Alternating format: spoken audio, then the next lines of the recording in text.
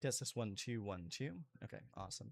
We are live and we sound good. So I will be right back. Gonna go grab a drink and then we're gonna get started on these cards.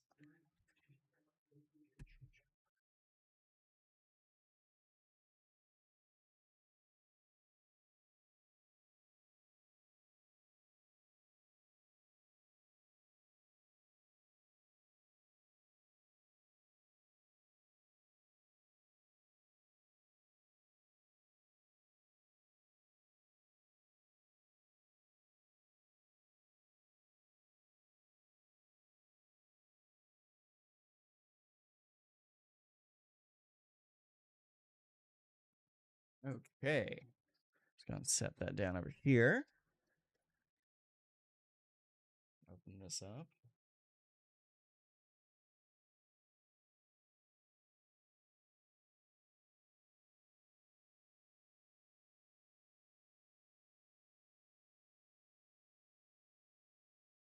Okay, set that right there. Pop that back on. Okay, so what we're gonna do today is we are going to go over all of the standard legal Magic the Gathering Hobbit cards. We're not going to be looking at the Commander preset. We're just going to be looking at the standard legal stuff that is going to be coming out, and we will be playing in the upcoming future. So let's get started with all the white cards. We're going to go top to bottom, not skipping a single card. So, first up is an Unexpected Party. 2 colorless, 2 white. It's an enchantment, and it has an adventure stable to it. The adventure cost X, 2 colorless, and a white, and sorcery speed. It says create X 2/2 red dwarf creature tokens. Okay, that's interesting. So, pretty expensive to create a lot of tokens. So, like, just creating 2 tokens is going to require 5 mana. That's a pretty big investment. But the other side is as this enchantment enters, choose a creature type. Creatures you control of the chosen type get +2/+2. Okay, so let's say, for example, maybe you are playing Boros, which is what I'm going to assume is going to be the dwarf colors, because that's typically what it is.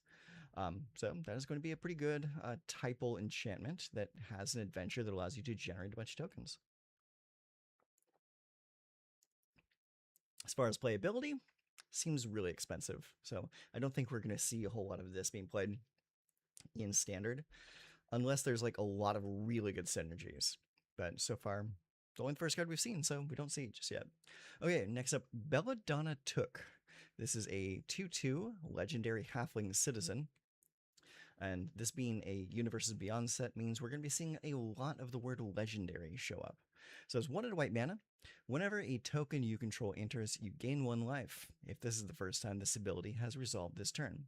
If it's the second time, draw a card. If it's the third time, put a +1/+1 counter on each creature you control. Okay, that actually is not too bad, especially for only 2 mana. And this would actually pair pretty well with a card like Hop to It, because like you get 3 tokens. So token comes in, triggers once, triggers twice, triggers the third time. You can do that with just 2 cards. That's not too bad. Unless I am misunderstanding the rule here, and if all 3 of those tokens come at the same time, maybe shoot one triggers once. I'm not 100% solid on that. I would hope that 3 tokens come in, they come in 1 at a time, and she gets all 3 triggers. But we'll have to actually play test that a little bit to see if that works the way that I think it does.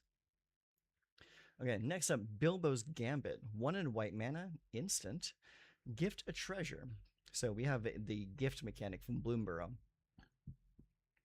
Return target spell to its owner's hand. If the gift was promised, players can't cast spells this turn. Okay, so keep your eyes on this card. That's amazing. That is a quasi counterspell in white, and if you gift the treasure, you also silence the opponent for the rest of the turn. That means they can't play any more spells for the rest of the turn. That is a fantastic card. I'm going to be getting 4 of those myself. Easy. That's a fantastic card. So, honestly, while we're at it, I might as well actually mark down some of the cards that I personally want to pick up. So, let me open my notepad real quick. So, we're going to go new. Come on, new. I'm going to title this Hobbit Cards to invest in. And the first one is going to be Bilbo's Gambit. Bilbo's Gambit. Definitely picking that up. That's an amazing card.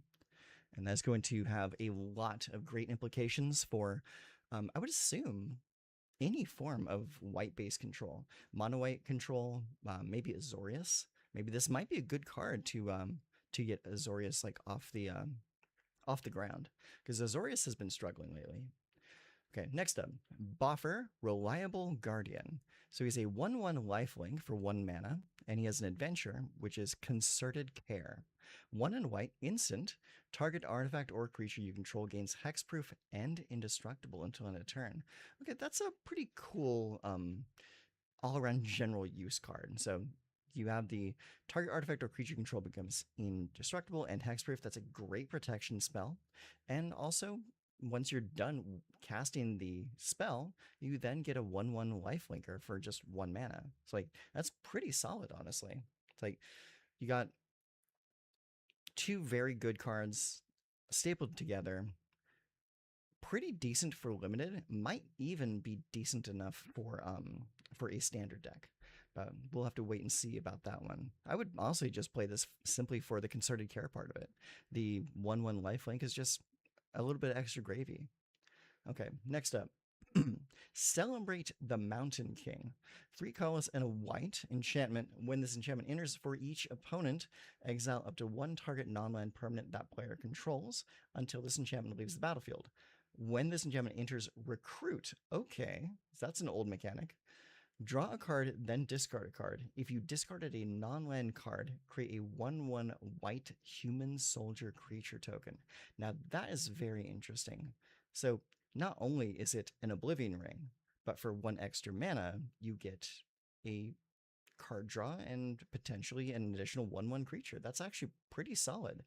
I can see this being really good in Commander, when you're going to have actually more than one opponent. But for standard might be a little too slow. Admittedly, 4 mana is a big investment for removal. But having that extra recruit is actually pretty solid. I like that a lot. So, moving on. Dwarven Provisioner. 1 and a white, 2/2 dwarf citizen. 3 and a white. Creatures you control get +1/+1 to end a turn. Draft Chaff.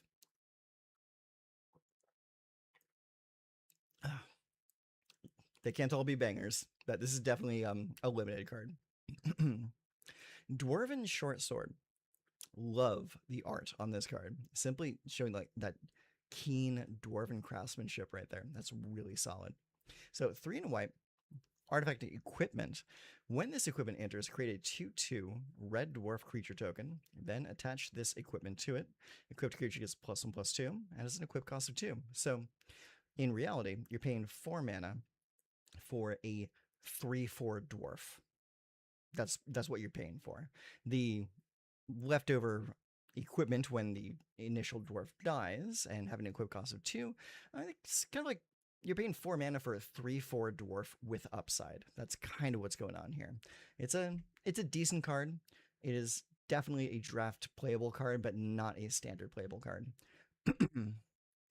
Dane, Lord of the Iron Hills. I really like the art on this. It's like I don't know a whole lot about like the dwarves from The Hobbit. I never watched the Hobbit movies or read the books, so my knowledge on these characters is very limited. But just seeing like this, the way this art looks is like it almost looks like an oil painting. It kind of like has like a bit of like a white haze over it too. It's like it just looks really nice. I like it a lot. So 1 and a white, 2/2, vigilance and storied. What does that mean? If you control 3 or more artifacts, legendaries, and or sagas, you have an enduring story for the rest of the game.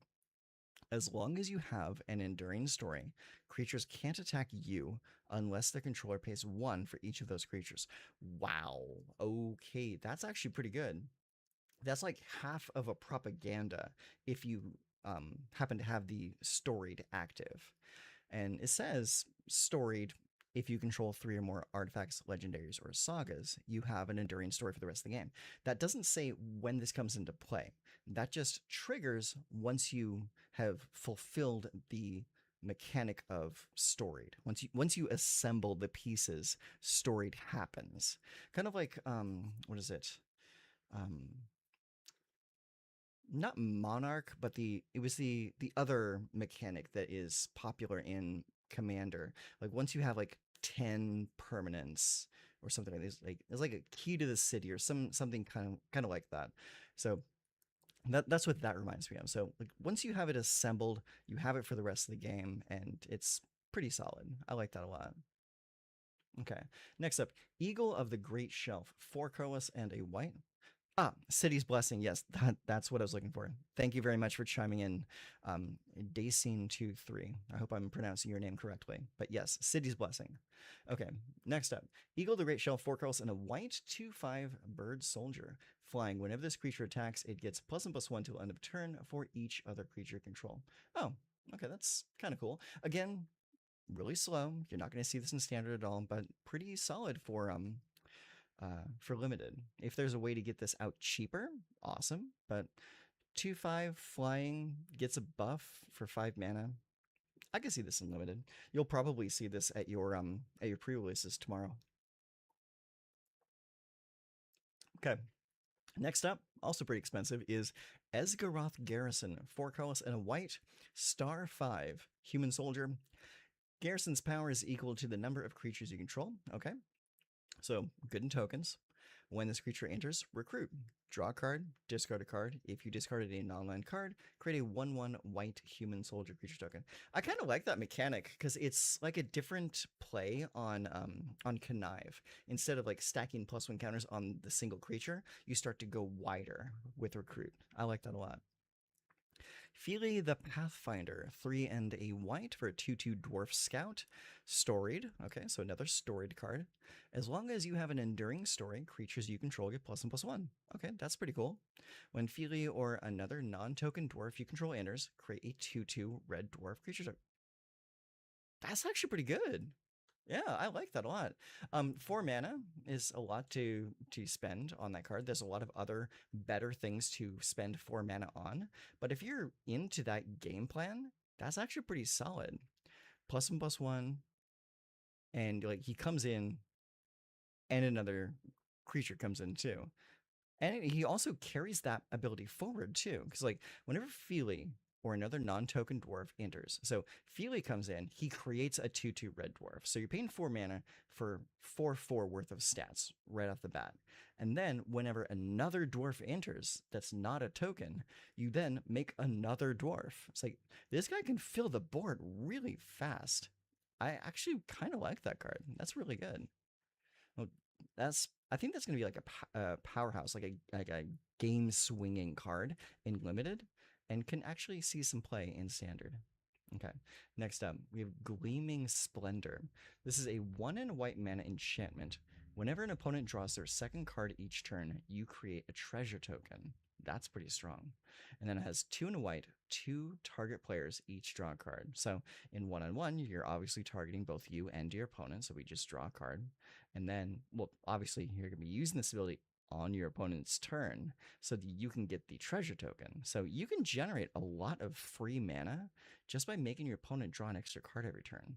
And this also works really well with anything that gifts a card, like the card that we saw earlier, Bilbo's Gambit. So use Bilbo's Gambit, gift a treasure, silence them for the rest of the turn, and get yourself a treasure, and you're drawing a card yourself. Like that's synergy right there. I'm starting to see what they're cooking here with this. I like this a lot.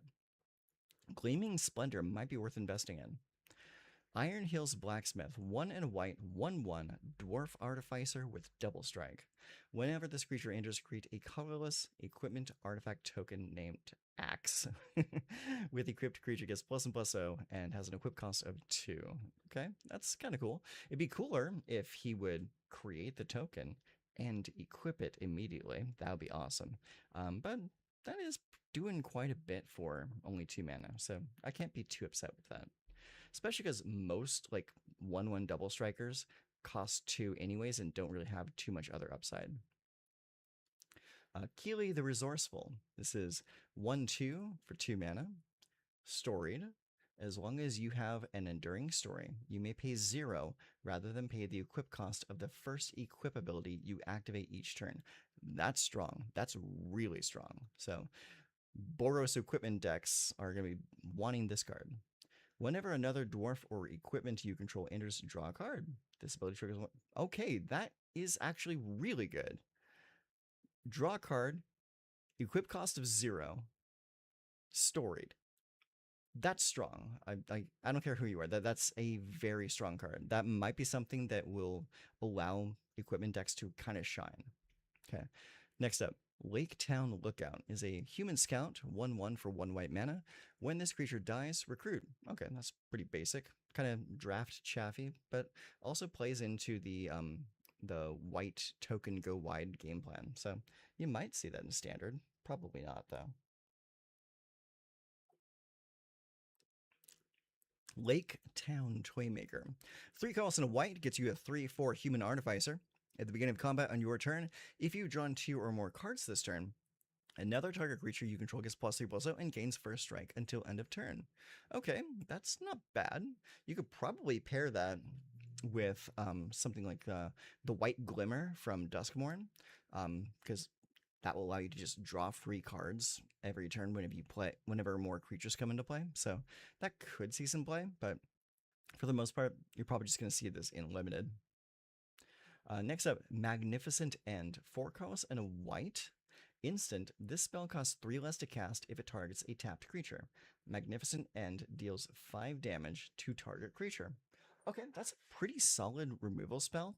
There are better ways to do this in standard right now. The first thing that comes to mind is the white dragon from Tarkir that has the Omen side of it that does exactly this for exactly that same amount of mana, but it also has a dragon stapled to it. So I think we would go with that one rather than Magnificent End. But again, you have to have these kinds of spells available for you for limited. So it makes sense that these get printed almost every set. Moment of Glory. 1 white mana sorcery. Put a 1/1 counter on target creature you control. If this spell was cast from a graveyard, also put a +1/+1 counter on each other creature you control. Wow, that's pretty strong. So, yeah. The flashback cost is really expensive. I would like this more if it costs like 3 or even 4. 5 is asking a lot, but that's a pretty decent spell to just slap on a dude. It's not bad. Ori, Keeper of Songs, 2 and a white, 3/3, storied dwarf bard. So as long as you have an enduring story, Ori gets +1/+0 and gains vigilance. Okay, that's okay. 3/3 at 3 mana is kind of on rate, so it's not a bad card, but it just kind of doesn't do enough when you compare it to other cards at that same exact mana cost. Roads Go Ever, Ever On. 1 and a white. This is a saga. Search your library for up to 2 basic plains cards, exile them, then shuffle. You gain 2 life. Okay, that's interesting. Part 2, put a card exiled with a saga into its owner's hand, and part 3, do the same thing. Okay, so you exile the plains from your deck, and then you get them into your hand next turn. Whenever you attack this turn, target creature you control gets +1/+1 until end of turn for each plains you control. Okay, so this card wants you to play mono white. So you're getting a bunch of plains, you get them into your hand in the following turns, and on the 4th turn, you get a big swing turn. So that's not bad. It's not great, but it's not bad. So it's kind of in the middle somewhere. Here is like the big reprint that a lot of people have been telling me about. Settle the Wreckage. 2 and 2 white, instant, exile all attacking creatures target player controls. That player may search their library for that many basic land cards, put those cards onto the battlefield tapped, then shuffle. So your opponent comes at you, they come at you with everything. They come at you with like 5 creatures. You go, boom, instant speed board wipe. They're all gone. And this is an instant speed one-sided board wipe, mind you. This is not going to wipe your creatures because you're on the defense, right? Boom, they're all gone. They go get a bunch of basic lands, drop in and play. That's not a big deal. You don't care about that. What you do care about is the fact that you just nuked their entire board. This is definitely a card that I will be investing in. So I'm going to need to add that to my little list of notes here. So far, we are investing in Bilbo's Gambit. And we are investing in Settle the Wreckage.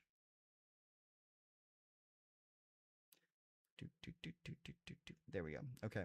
Yeah, those are definitely two cards that we will definitely want to pick up for standard because they are really, really good. And they don't need other pieces to make them good. They're just individually strong cards. And that's kind of what you want for standard. You want individually really strong cards. You don't want to have to rely on other cards to make them good. And that's kind of like what I what my criteria is for do I want to invest in this card or not. Okay. Next up, we have Stone by Sunlight. 1 and a white mana, instant, choose one. Destroy target creature with power 4 or greater, or until end of turn, target creature becomes an artifact in addition to its other types and gains indestructible. Hey, that's not bad. That's a good removal spell. So you can destroy a big creature, or you can protect one of your creatures. That's good. I like that a lot. Okay. Next up, we have The Eagles Are Coming. And also, fantastic art on that. Look at that. That's beautiful. Excellent art. 1 and a white. And also says kicker of 4. So you can pay this for 2 or for 6. Choose target creature you own. If this spell was kicked, instead choose any number of target creatures you own. Return each chosen creature to your hand. At the beginning of the next upkeep, create a 4/4 white bird soldier creature token with flying for each creature returned to your hand this way. Ooh, ooh, ooh, ooh, ooh, ooh. Okay, hold on. This is board wipe insurance. Like, it's not as strong as like Rise of the Second Sun that we had like eons ago, because that spell only costs 3. But this has the potential to be better. Because, like, say for example, you got like a bunch of like 1/1s or like 2/2s, just dorks running around, and your opponent goes, I'm gonna cast Day of Judgment, board wipe you this turn, right? And you go like, okay, hold up, wait a minute. The Eagles are coming. All my dudes are back in my hand now, and next turn is at the beginning of the next upkeep, make a bunch of dudes. So if your opponent board wipes you on their turn, on your next turn, you get a bunch of 4/4 Eagles. Or also consider this: Settle the Wreckage. They play Settle the Wreckage on their turn. Instead of exiling all of my dudes, I bounce them all, and then I make a bunch of 4/4s on their turn, which means if they don't deal with them on their turn, my turn comes back around, and then all those creatures can start attacking. That's very strong.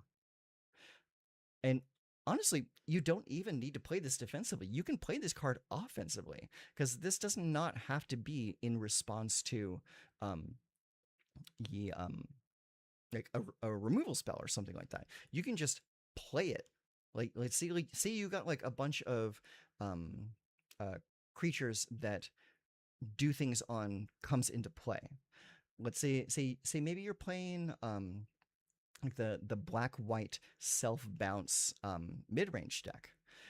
You bounce a bunch of your guys, like the fairy that bounces a thing, or the spirit that bounces a thing. You get all those things back to your hand so that you can start the cycle of bouncing your removal permanents over and over and over, and also get a bunch of eagles. That's kind of stupid, and I kind of want to build that deck. Yeah, hang on, let me write this down. I need to write this down. Okay, the Eagles Are Coming. That is probably going to be a deck. So think about that for just a moment, because I will probably be building that pretty soon. That's pretty stupid. I like it a lot. Okay, let's move on. Mountain King's Return is a 2 and a white in a saga. Recruit. And then on turn 2, return target creature card with mana value 3 or less from your graveyard to the battlefield. Okay, pretty good. And then part 3 is put a +1/++ counter on up to 1 target creature. That's pretty strong. That's not bad for only 3 mana. You can do 3 things. You recruit, so that's card draw and a potential 1/1 creature. That is Oh, hold up. First turn, you recruit. You pitch, like the card that you discard is the creature that you want resurrected the next turn. And then on the third turn, you put a +1/+1 counter. That's good. That's really good. Okay, so here's the thing. Mana value 3 or less. You play this in um, Boros. And so let's say like you discard like Tesa, or you discard like any other like 2/2 or 3/3 with haste that is going to be attacking immediately. Like this could potentially be like an aggro card. This I like this. This has potential. Not bad. Not bad at all. Okay, next up. The Queen of Dale is a 2/1 human noble for 2 mana. Whenever an opponent casts their first non-creature spell each turn, you recruit. Oh, I like that.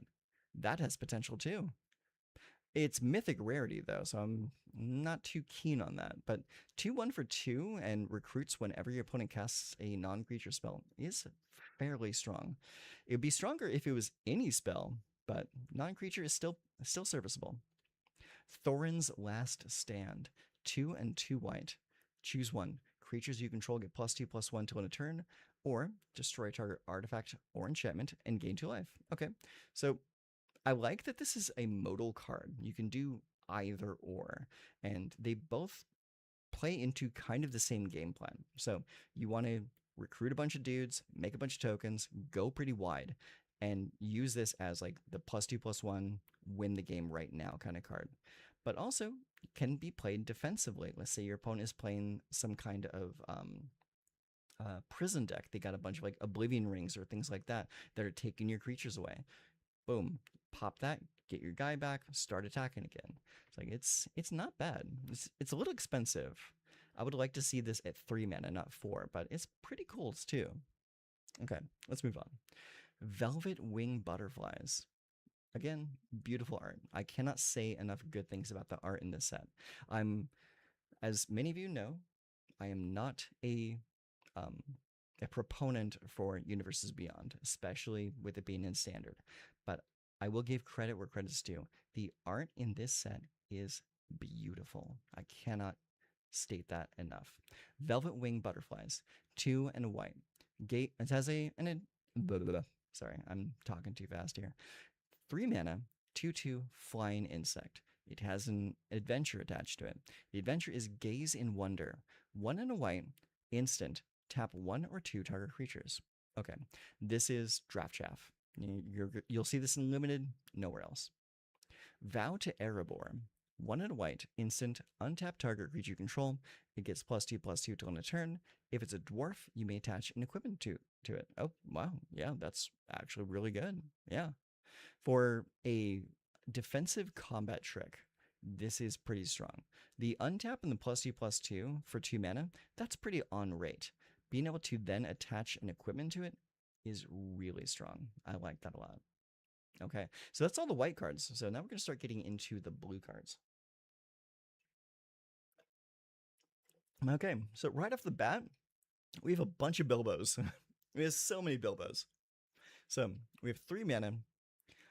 Okay, Bilbo Baggins Burglar, 3 mana, 2/1. When Bilbo enters, draw a card. And his adventure is Take a Glance. 1 blue mana, scry 2. It's okay. If it was scry 2, then draw a card, that'd be awesome. But it's okay. So, well, honestly, it kind of works out because the adventure is scry 2. It's okay. Pretty cool. But then when you cast Bilbo later, he does draw you a card. So eventually it becomes scry 2 draw a card. But it requires a mana investment of like 4 mana. So gotta say, not strong enough. Okay, next up. Bilbo Luckwearer. 1 and a blue, 1/1, Burglar's Plot, 5 mana, adventure. Exchange control of 2 target non-land permanents that share a card type. Okay, that's cool. I like that a lot. There is actually a card in Ether Drift that does that as well. I forget the name of it, but I played it in a few of my decks simply because I like the effect. And I think it was like 4 colorless and a blue, same mana cost as this. And you could exchange control of 2 target artifacts or 2 target creatures. Um, and that was a pretty cool card. I used to make like treasure tokens or like map tokens and then just exchange control of that for like one of their creatures. It was pretty cool. What's the actual card that do? 1/1, Bilbo can't be blocked. Whenever Bilbo deals combat damage to a player, draw a card, then discard a card. Oh, so he's like Shadow Mage Infiltrator, but kind of better because he's only 1 color and he costs 1 mana less. So yeah, pretty good. Say, and then there's another treatment of the same card. Then we have Bilbo Thief in the Night. If I'm not mistaken, I think this might be a reprint. So it's Thief in the Night, 2 mana for a 2/2 halfling rogue. Spells you cast from anywhere other than your hand cost 1 less to cast. Whenever Bilbo attacks, you may cast an artifact, instant, or sorcery spell from your graveyard. If an instant or sorcery spell cast this way will be put into your graveyard, exile instead. Hold up, let me read that again. Spells you cast from anywhere other than your hand cost 1 less. Okay, that's awesome. You could just stop talking right there, and I'd be sold on it. Whenever Bilbo attacks, you may cast an artifact, instant, or sorcery spell from your graveyard. If an instant or sorcery spell casts this way, exile instead. Okay, so this is almost a Snapcaster Mage. Like, you don't cast the spell immediately, you have to attack with the creature. But that's actually kind of good. I kind of like that. All right, Confusticate and Bebother. Those are not words, but I'm here. 3 mana, instant, choose 1. Counter target spell unless its controller base 4, or draw 2 cards, then discard a card. That's not terrible. I mean, it kind of does what you usually do with 3 steps ahead, but it only costs 1 blue and 2 colorless rather than 1 colorless and 2 blue. So this actually can work pretty well, especially if you're playing Bilbo Thief in the Night. So you can make Confusticate and Bebother only 2 mana rather than 3. That's not too shabby. I like that. Okay, moving on. We have Elrond Moonreader. 3 mana for a 3/3 elf noble. Whenever you activate an ability of a creature, draw a card. This ability triggers only once each turn. And he has an activated ability, which is 5 and 2 blue. Exile up to 2 other target non-land permanents you control. Return those cards to the battlefield under the owner's control, and they get an excellent step. Okay, so he's a blinker. That's pretty good. Really expensive blinker, but he's a blinker. So if you use his ability to blink, you draw a card. Not bad. Elven Raft Steerer. So 3/2 for 3 mana. Landfall, Elf Pirate. Or pilot, not pirate. Okay, landfall. Whenever a land you control enters, choose 1. Tap target creature and opponent controls, or untap target creature you control. That could be broken. Because you drop a land into play, you untap a mana dork that taps for multiple mana. And then, like, say, like, you crack lands, like fetch lands, or Fabled Passage, things like that. And then you just start, like, cycling that effect over and over, and you just generate a ton of mana. That has potential to be broken. Elven King's Harper. 1 and a blue for a 2/2 elf bard. Activated ability is 4 and a blue. Target creature can't be blocked this turn. It's okay. It's draft. Enchanted River's Grasp. 2 and a blue. Enchant aura. Enchant creature. When this aura enters, tap enchanted creature and remove all counters from it. Enchanted creature loses all abilities and doesn't untap during the controller's untap step. Okay, so this is just another variation of the same card that we get in every set because we have to consider the limited players. So this is just another version of that. Pretty decent version of it, though. Okay. Next up, we have Fateful Discovery. 3 colorless, double blue, enchantment. Whenever an artifact you control enters, draw a card. Ooh, that could be really good.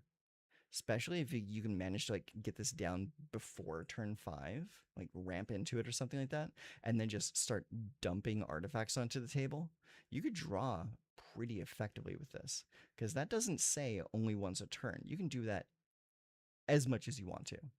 Let's say you have some way to play a bunch of 0-cost artifacts, or maybe start bouncing those artifacts and playing them again. This is a draw engine right here. It's really good. Gandalf Wandering Wizard, 4/5 for 4 colorless and a blue. Legendary creature Avatar Wizard, Ward 3, and pays 6. Gandalf's owner shuffles him into their library and draws 3 cards. That's a thing. I'm not going to say that's good because it's 5 mana to cast and 6 mana to activate. That's a huge, huge mana investment. So I really can't say that's good, but it's interesting. And it's a Gandalf, so people are going to love it. Next up, Great Gilded Boat. 4/4 for 3 mana. Whenever you attack, recruit. Crew 2. And now, here's something cool here. It says whenever you attack, not whenever this attacks. So you can attack with other creatures and just recruit every turn that you attack with this. This could be a pretty good role player in the right deck. Lake Town Mariners, 6 mana. That's a lot of mana for a 6/5 Vigilance Ward 2. And it has an adventure, Gone Fishing, 3 colorless and a blue. Instant adventure. Exile 2 target creatures and or lands you control, then return them to the battlefield under their owner's control. Okay. So this is another blink card. That's pretty awesome. I like that a lot. And it has the upside of becoming a creature later if you needed to. Okay. Lakeshore Apothecary. 1/2 human cleric for 2 mana. Vigilance. Whenever you draw your second card each turn, put a +1/+1 counter on this creature. As a draft card. Nothing more needs to be said about that. Long Lake Nuisance. Okay, so it's a 3/1 for 4 mana. Flying. When this creature enters, recruit. Okay, so another draft playable. It's playable simply because it's a 3/1 with flying. Master's Consolers. 2 mana, 1/3, Vigilance. This creature gets +2/+0 for each graveyard with 7 or more cards in it. Okay, so this has threshold for you and your opponents. That's actually pretty interesting. Whenever you draw your second card each turn, target player mills 3 cards. Pretty sick. I like that. I like that a lot. Yeah, that's honestly not a bad card at all. Really good. All right, Mirkwood Meditator. Great art, as always. 3 mana for a 2/4 Elf Druid landfall. Whenever a land you control enters, you may have this creature's base power and toughness become 4/2 until end of turn. Okay, so landfall, flip its power and toughness. Not bad. I'm seeing a lot of landfall synergies in the elves for this set, so I'm thinking we can probably do a Simic landfall deck once this set comes out. I'll have to take a look into that. Okay, Most Decrepit Old Bird. What a descriptive name for a card. So it's a 1/1 flying with threshold. This creature gets +1/+1 as long as there are 7 or more cards in your graveyard for a single blue mana. That's not bad. And it says Speak Secrets, Sorcery, Adventure, mill 4 cards, then put an instant or sorcery card from among them into your hand. Okay, that's pretty decent. I like that. It's kind of like a different variation on the Fairy that did a similar thing. It was like a 1/3 Vigilance for 2 mana that also had pretty much that exact same text in an adventure. Okay. Old Fat Spider Can't See Me. I'm getting the feeling that some of these titles are being lifted directly from the book. So, Old Fat Spider Can't See Me is a saga for 3 mana. Part 1 is target creature you control gains hexproof for as long as this saga remains on the battlefield. Part 2 is prevent all damage that would be dealt by up to 1 target creature for as long as this saga remains on the battlefield. Parts 3 and 4 is draw a card. It's not bad. It's on the table for 4 turns, so you get value for up to 4 turns. It's pretty good. Plunder the Trollshaws. 2 mana, instant, draw a card. If this spell was cast from a graveyard, draw 2 cards instead. Okay, it's a pretty decent draw spell. Yeah, not bad. I mean, not great, but not bad. Raven Hill Flock. 4 mana, 1/2 flying. Whenever you draw a card, put a +1/+1 counter on this card. Oh, okay, that's cool. Riddles in the Dark. 3 mana. Instant. Look at the top 4 cards of your library and separate them into a face-down pile and a face-up pile. An opponent chooses one of the piles. Put that pile into your hand and the other into your graveyard. Ooh, that's almost Fact or Fiction. Okay, so here's the thing. is this is almost fact or fiction, but it's instant. So I think this could be a another option for blue decks to play instead of stock up, because stock up is the same mana cost, and then you get to look 5 cards deep. So that's one more card deeper than Riddles in the Dark does. But then you get to choose what cards you put into your hand. This one, your opponent kind of gets to choose a little bit. So I kind of like this. I kind of want to get this. So I'm going to write this down real quick. I am going to pick up some copies of Riddles in the Dark. That is actually a really good card. And this is a good alternative to playing stock up. I like it because it's instant. And I also like it because it allows you to kind of play a little bit of a mind game with your opponent. So, Riddles in the Dark, we are going to be checking the LGS for that one later. Okay, so here's the thing I want to note is usually when I go over these sets for Universes Beyond, I'm usually pretty underwhelmed. Marvel was a really underwhelming set. The only card I saw in Marvel that I kind of wanted was the Mind Stone. Everything else, I'm like, eh, I don't really care. Actually, I take that back. Avengers Disassembled is a good card. I will state that. But from what I've been seeing so far, and we've only looked at white and blue so far, I've already seen at least 4 cards that I kind of want to pick up. So I'm not upset about this set. This set actually looks kind of sick. Yeah. I will go on record by saying the Hobbit set is pretty good so far. It has a lot of good playables already. Okay, let's move on. We're going to go into roll, roll, roll, roll. 3 mana. It's a saga. Part 1, 2, 3, and 4 all do the same thing. It's exile up to 1 target creature or land you control. If you do, return it to the battlefield under its owner's control at the beginning of the next end step. So it blinks 4 times, but it only blinks a creature though. So you are a little limited in what you can do with this card.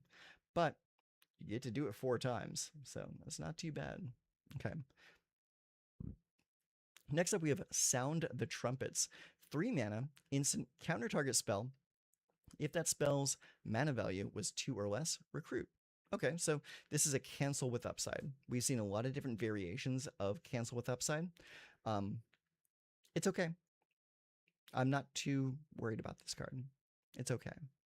Then we have Lord of the Eagles. 7 and 2 blue. So that's 9 mana. Big mana spell.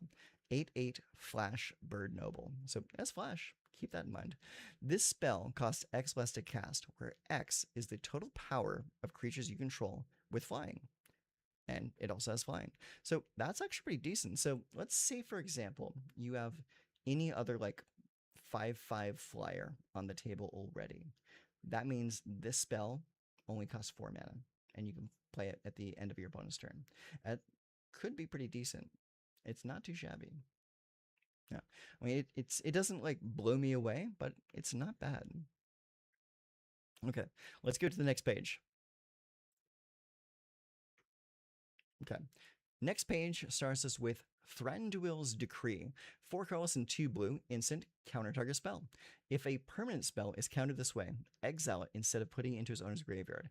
You may cast that card without paying its mana cost for as long as it remains exiled. Oh my god, that's a new desertion. Okay, so anyone who is as old as me may remember this card, you may not.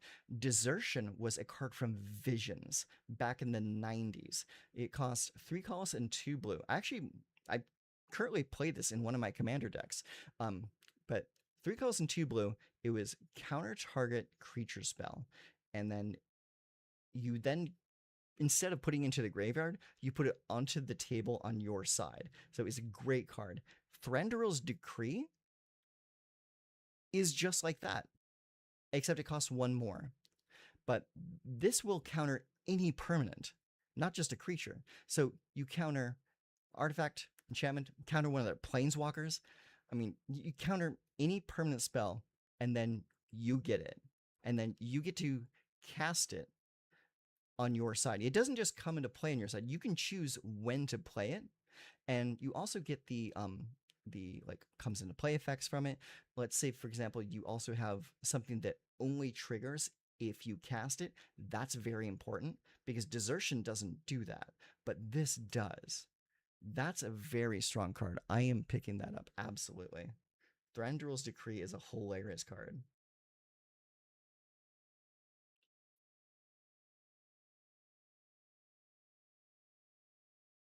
Yeah, we are definitely picking that up.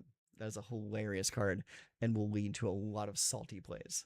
Okay, next up, Uncover the Moon Letters. 4 mana, enchantment. Whenever you cast a non creature spell, you may draw X cards, where X is the amount of mana spent to cast that spell. If you do, discard 2 cards. Okay, that's pretty cool. So, you cast a non creature spell, draw cards. X is the amount of mana spent to cast a spell. So, you pay 3 mana for a non creature spell. You draw 3 cards and then you discard 2 cards. Okay, so let's say any 3 mana spell, suddenly that's like a thirst for knowledge kind of card. But then you play bigger spells, draw more cards. Play even bigger spells, draw more cards. This is a ridiculous draw engine, but requires you to play a 4 mana do nothing in order to get it online. So that is kind of like the trade off there. It's like you need a turn for setup to get this going. Unless you want to wait like a few extra turns later, play this like maybe turn 6 or maybe turn 7, where you say you're playing a control deck and you've kind of like stabilized a little bit, and now you're going to start drawing cards to refill your hand. Like I can see this being really powerful in the right deck. Will I see this in standard? Maybe. It's a hard maybe. See this in commander? Most definitely. It's a very strong draw spell. Uneasy Partings, 3 and a blue, instant. This spell costs 1 less to cast if it targets an attacking non-token creature. Target creature's owner puts it on their choice of the top or bottom of it. Oh, okay. So it's that card. This is another card that we see in almost every set. It's usually 4 mana, and it's put something on top or bottom of their deck. We see it all the time. Okay. Wizard Staff, 1 and a blue. Artifact equipment. Equipped creature has prowess. If an ability of an equipped creature triggers, that ability triggers an additional time. Okay, that's going to be difficult to deal with. Equip Wizard 1, equip other 3. That's stupid strong. That is really, really good. So you're going to want to equip this onto like creatures with prowess, creatures with like attack triggers, even creatures with like end of turn triggers. Like this is stupid strong. Like let's say for example we play this in like Demir and we slap this on Shale Dread, or we slap this on hell, just any other creature with like an attack trigger that like, so like maybe you slap it on Gix, or slap it on like an LG Acolyte, something that draws cards when something hits. This is strong. And bear in mind, like if you attach this card to a creature that has prowess already, it then has prowess. So then it's going to start going bop, bop, bop, bop, bop, bop, bop, bop. It's going to get huge whenever you cast any spell. It's a ridiculous card. Absolutely bonkers. I love it. Now the question is this a card worth investing in? Equipment are usually pretty bad, simply because of how slow they are. But if you play this in the right deck, I mean, this definitely has potential. I don't know what deck wants this yet, but I think we'll probably know soon. Okay, so we're about to get into the black cards, but before we do, I need to take a quick break, go refill my drink, and I'll be back in just a moment. So hang out here, and I'll see you in 1 sec.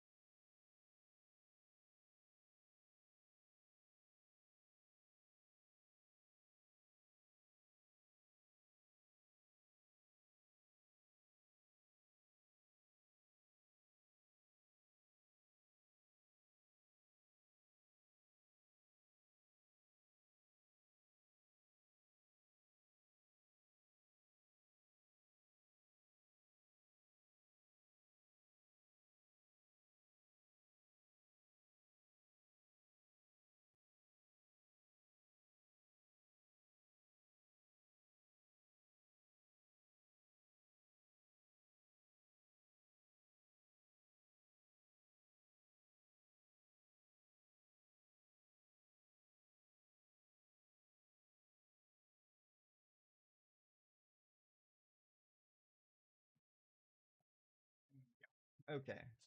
Gonna pop that right over there. Headphones on. All right. You're cool. Okay, we are back.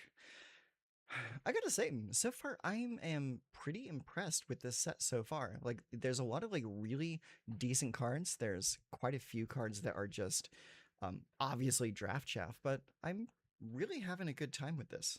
Oh, hang on, I think I left my phone out there. One sec.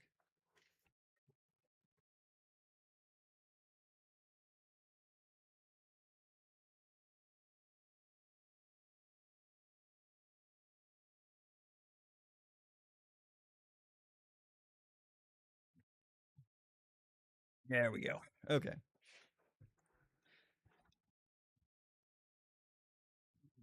Okay, sorry about that. Okay, so let's get back into it with the black cards. First thing up is Along the Crooked Way. So this is a 3-mana enchantment. When this enchantment enters, return target creature card from your graveyard to your hand. Okay, that's cool. Whenever a creature card leaves your graveyard, amass goblins 1. I like that. 1 in a black, goblins and orcs you control gain menace until in a turn. Wow, okay. So, good activated ability. You have a amass goblins 1 whenever a creature leaves your graveyard, and this allows you to bring a card back to your hand. So this comes into play. You get a card back from your graveyard to your hand, and then you instantly get 1 goblin army creature. And then you also have this activated ability down here to give them menace. That's actually pretty dope. I like that a lot. That's not a bad idea. We might be able to build something with that. Azog, Moria's Ruin. 3 mana, legendary creature, Goblin Soldier. 1/3. When Azog enters, destroy up to 1 other target creature. Its controller amasses Goblins X, where X is that creature's power. If you controlled that creature, draw a card. Oh, okay. So you kill your own dudes with that and make Goblin tokens and also draw a card. That's pretty cool. I like that a lot. So here's the thing too is these are goblins. So these will play very well into our existing pool of black-red goblins from Lorwyn Eclipsed. So Azog, Moria's Ruin, plays directly into Along the Crooked Way. That is synergy right there. I like that a lot. That's a good card. Okay, next up, Bilbo's Deadly Slice. 3 mana, destroy target creature. It's a removal spell. It's therefore limited. There's better stuff to play in standard. Don't play this. Don't bother with it. Crude Bent Blade. 3 mana, artifact equipment. When this equipment enters, target opponent sacrifices a creature of their choice. Okay, that's really good. Equipped creature is +2/+1 and equip cost of 2. Oh, I would play that, honestly. Like, for 3 mana, when this equipment enters, target opponent sacrifice a creature of their choice. So that's honestly the same mana cost as, what is it? Uh, the vampire, Gatekeeper. I don't remember the name of it, but it's 2 black mana, has a kicker cost of 1 black mana, 2/2 vampire. When it comes into play, each opponent sacrifices a creature, right? Okay, so Crude Bent Blade, same converted mana cost, still paying 3 mana for it, comes into play, and then you can use it as an equipment later on. That's actually pretty decent. That's not bad. Okay. Desolation Prowler is a 2/2 wolf for 2 mana. Pay 2 life. This creature gets +2/+2 until end of turn. Activate only once each turn. Interesting. That's actually pretty good.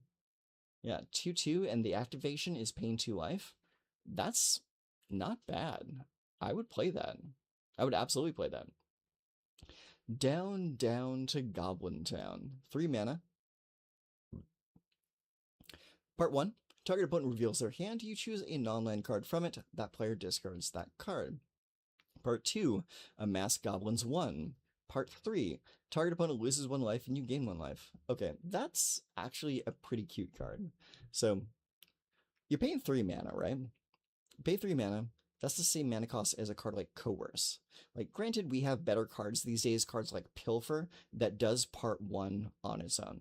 But you're paying 1 additional mana than Pilfer to play down to Goblin Town. You get the Pilfer, and then you amass goblins, and then you ping your opponent twice. That's not bad for a mana investment of only 3. I mean, granted, there are other better things that we can do right now, but that is pretty solid. I mean, I got no issues with that. That's pretty good. Okay. Next up, Dreaded Backcloud. What a name. 5 mana, 4/2. This spell costs 3 less to cast if a creature died this turn. Flying, Death Touch. That's not bad. A 4/2 flying Death Touch that could potentially only cost 2 mana if you killed a creature. So let's say we get to turn 3. We cast Requiting Hex or like Erode on the opponent's creature. Boom, we have satisfied the condition. Then we use our other 2 mana to play the 4/2 flying Death Touch. That's not bad at all. I like that. Okay, Front Porch Sentries. Again, what is up with the names in these cards? So, 1 in a black, 2/2, Goblin Soldier. When this creature dies, target creature and opponent controls gets -1/-1 until end of turn. Okay, that's not bad. I mean, it'd be better if you would put a -1/-1 counter on a creature, but -1/-1, you can maybe pick off like a Lenore Elf or something with that. It's not bad. It's not great, but it's not bad. Gathering of Darkness, 4 mana, sorcery. Return up to 1 target creature card from your graveyard to your hand. Amass Goblins 3. Okay, that's not bad. Granted, for 4 mana, you kind of want the card to come from your graveyard to the battlefield, but getting card back to your hand and amassing Goblins 3 is pretty solid. Gnashing of Teeth, 1 colorless and 2 black, choose 1, sorcery. Target creature gets -5/-5 until end of turn. If that creature would die this turn, exile instead. Creatures target player controls get -1/-1 until end of turn. It's an okay removal spell. The sorcerer speed kind of kills it for me. You really want to kill things at instant speed. Golem the Abandoned. Oh, that is a sad name. All right, what does he do? He's a halfling horror for 2 mana. 2 mana, he's a 2/2. Golem cannot block. When Golem enters, exile up to 1 target card from an opponent's graveyard. Each opponent loses 2 life. Okay, that's good so far. Pay 2, sacrifice an artifact or creature, return this card from your graveyard to your hand, activate as a sorcery. Okay, so this activation right down here of 2 mana and sacrifice an artifact or creature, this should put it back on the table, not into your hand, directly into play, especially because he can't block. So you can't really play this as like a defensive move, but you can play this as a way to get it back into play directly. Like, that is what you should be doing with this card. But instead, they chose not to do that. So, their choice. All right. Next up, Golem Riddlemaster. So we have multiple versions of Golem here. So Golem Riddlemaster is a 3/1 for 2 mana. Legendary creature halfling horror. As Golem enters, choose odd or even. Whenever an opponent casts a spell with mana value of the chosen quality, choose one that has not been chosen. Put a +1/+1 counter on Golem. Each one loses 2 life, you gain 2 life. Draw a card. Okay, that's actually pretty good. So Golem enters, choose odd or even. Whenever an opponent casts a spell with mana value of the chosen quality, choose one that has been chosen. Okay, so let's say we choose even, because most of the good cards are played on even. We'll pay 2 and 4, right? So if someone plays like a 2 mana removal spell, put a +1/+1 counter on Golem. Each one loses 2 life, gain 2 life. Draw a card. That's really, really strong. That's a good card. I like that. All right, next up, Golem Silent Slinker.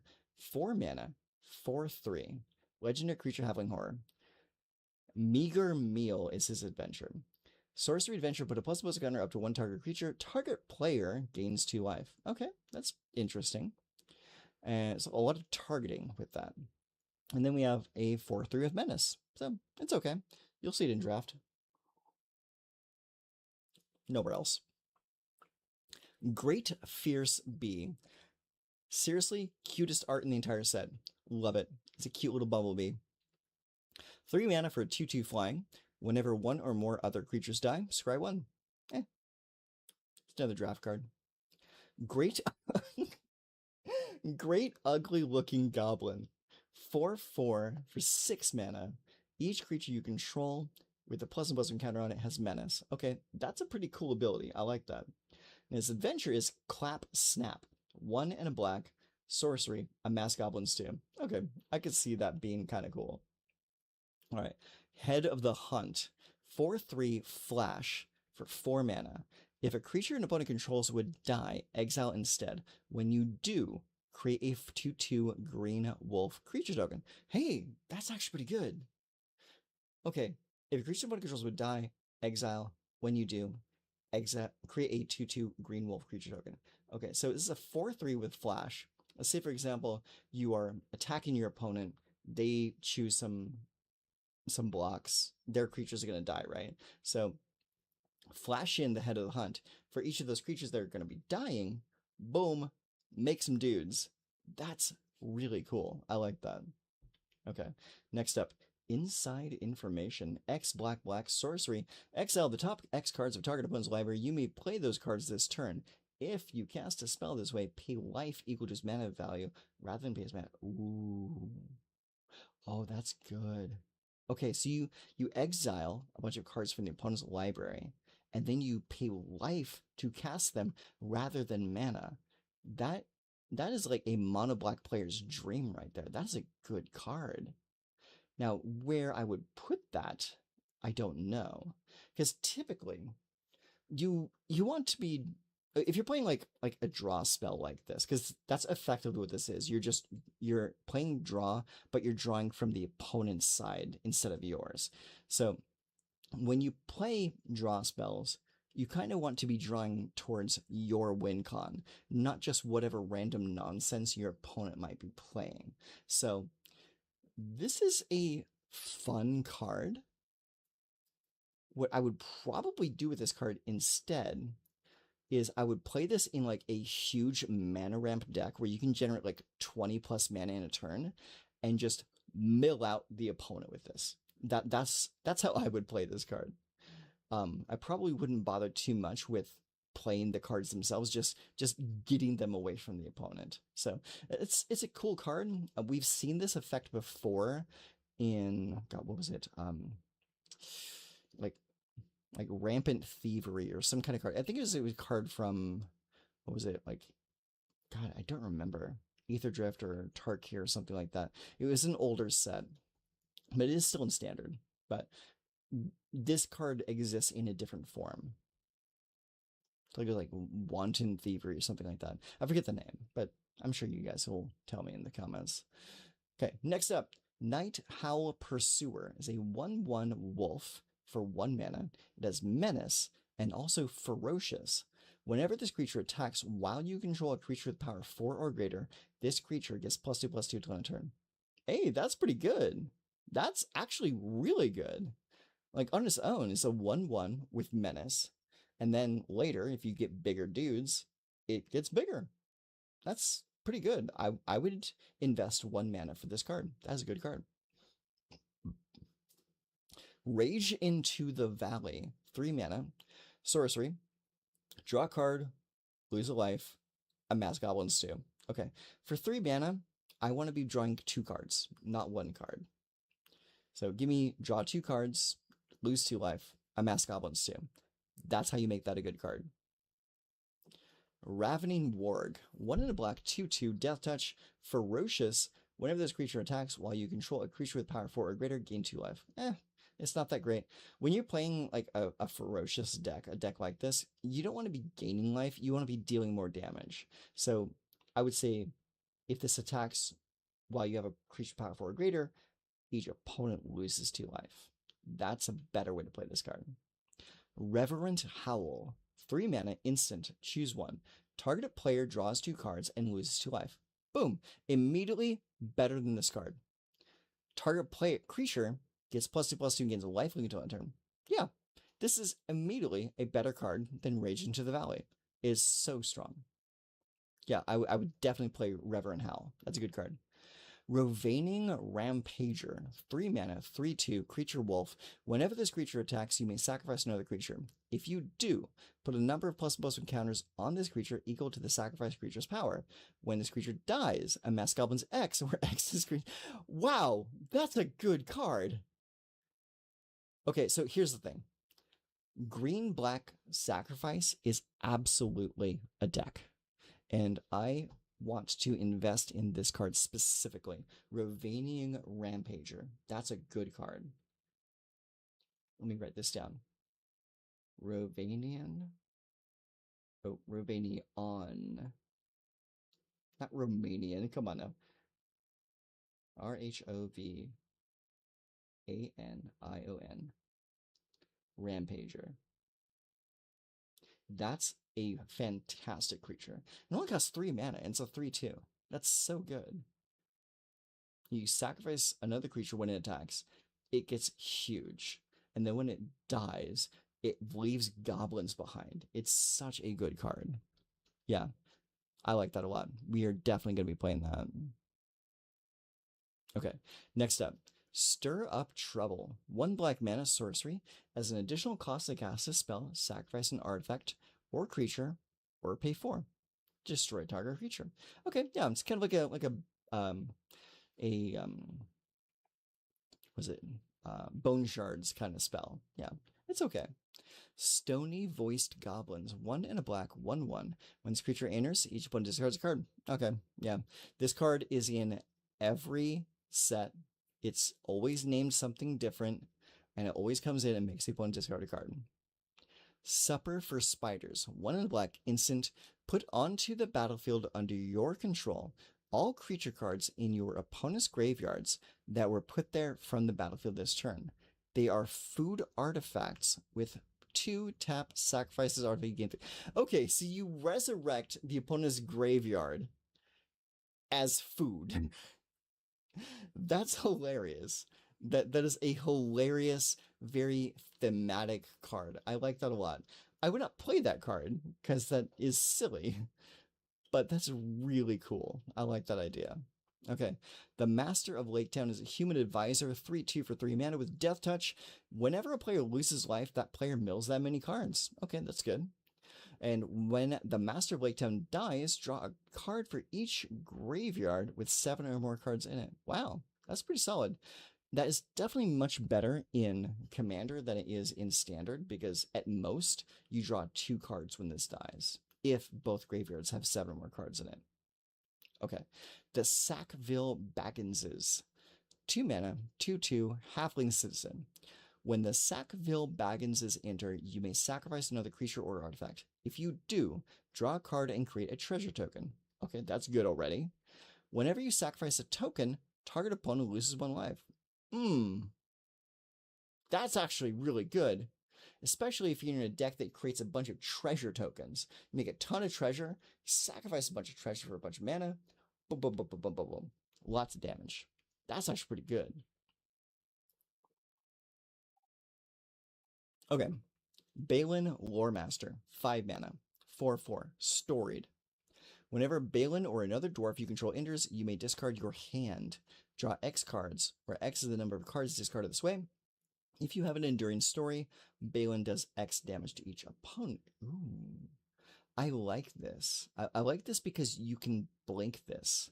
So play it. So 4/4. Say you have like 4 cards in hand. Discard those 4 cards. Draw 4 cards. Deal 4 damage to the opponent if you have storied. Build the deck correctly, you can get storied. And then you start blinking this boy. And you do it every turn. You just start dumping cards into the graveyard. Say maybe you play a bunch of cards that have flashback because you're already playing red and white anyways, which means you can play into the synergies from Strixhaven. That deck kind of builds itself, right? That's pretty good. Bomber, Gentle Dreamer, 3 mana, 5/3, Dwarf Bard, storied. Bomber doesn't untap during your untap step unless you have an enduring story. Okay, that's crap. I mean, I can honestly say that with no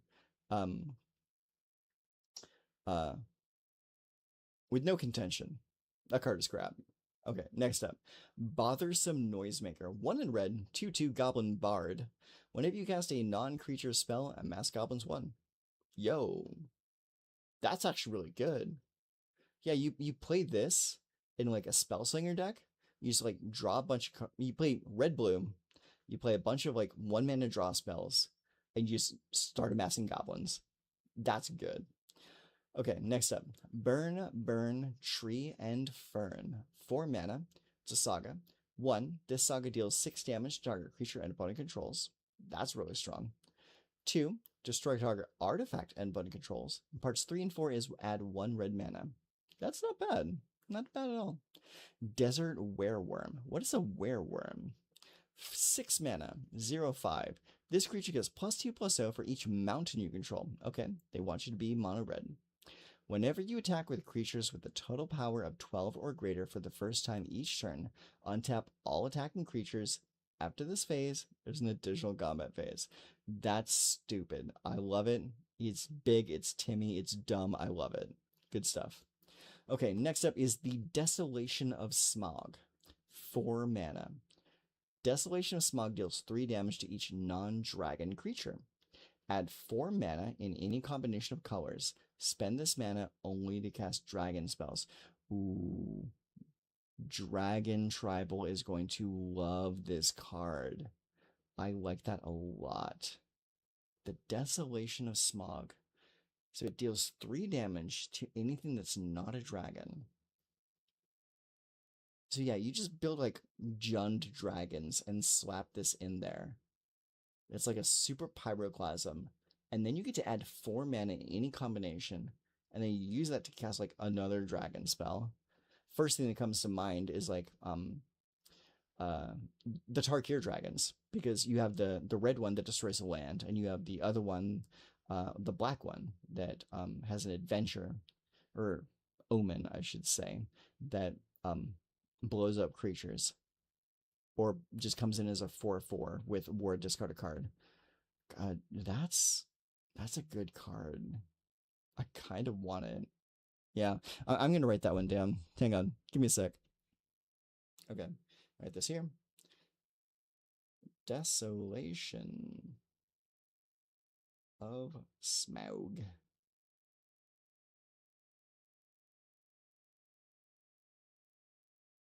There we go. Easy peasy lemon squeezy. All right. Next up, Dory, Bearer of Friends. Okay. 3/2, 3 mana, Dwarf Warrior, Trample. When Dory enters, create a treasure token. Oh, okay. That's kind of cute. Dwarven Mauler, 2/1 for 1 red mana. So it's a Jackal Pup. Equip abilities you activate that target this creature cost 2 less to activate. Okay, so it's a Jackal Pup with upside. That's actually solid. I like that. Dane Ironfoot. When Dane enters... Oh, hang on. It's a 1/4 for 3 mana. When Dane enters, create a colorless equipment artifact token named Axe. With the equipped creature gets +1/+0 and equip 2. When you do, attach it to target creature you control. Okay, cool. Whenever Dane attacks, each equipped attacking creature gains double strike until turn. That's an absolute role player for the white-red equipment deck. That's pretty strong. I like that. Okay, next up is Gandalf, Goblin's Bane. So we have a red Gandalf here. So he is a 2/3 for 3 mana, Avatar Wizard, obviously. Whenever you cast a non-creature spell, Gandalf gets +1/+1 till in a turn and deals 1 damage to your opponent. Strong, I like that. And then his adventure is Flame Shape, 1 in red, sorcery, adventure. We'll get the top 2 cards of your library, exile them face down. For as long as they remain exiled, you may play them if you control a wizard. Should not have that last line of text there. Yeah. We'll get the top 2 cards of your library, exile them face down. You just do that. You don't need the wizard context there. It's like, I understand you wanting to have it be like thematic and all, but you don't need that. Now, the real power of this card is on the creature itself, which is something you don't normally see in these adventure cards. So like, whenever you cast a non-creature spell, Gandalf gets +1/+1, so prowess, and also deals 1 damage to the opponent. Really, really strong. Okay.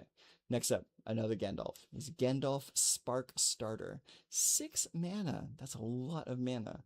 4/3 reach. When Gandalf enters, he deals 3 damage, divided as you choose among 1, 2, or 3 targets. Okay.